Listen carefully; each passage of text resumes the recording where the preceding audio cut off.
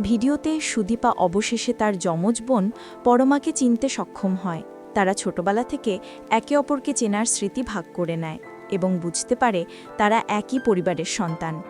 সুদীপা ও পরমার মাঝে মানসিক বন্ধন দৃঢ় হয়।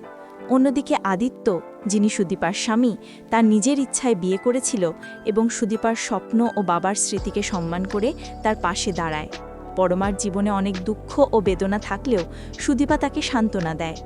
এক্ষেত্রে আদিত্য ও সুদীপার পরিবারের সম্পর্ক আরও জটিল হলেও তারা একে অপরের প্রতি দায়িত্বশীল ও সমর্থনশীল আচরণ করে।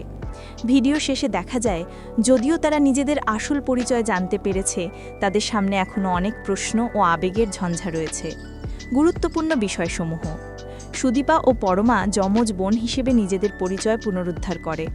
সুদীপা ও পরমার অতীত বেদনা ও পারিবারিক কষ্টের স্মৃতি প্রকাশ পায়।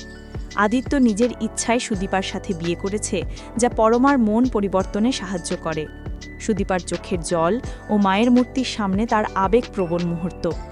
আদিত্য ও সুদীপার পরিবারের মধ্যে পারস্পরিক সম্মান ও দায়িত্ববোধ। গায়ত্রী চৌধুরীর উদ্বেগ ও আদিত্যর পরিবারের চাপের মধ্যে সম্পর্কের টানাপোড়েন। যমজ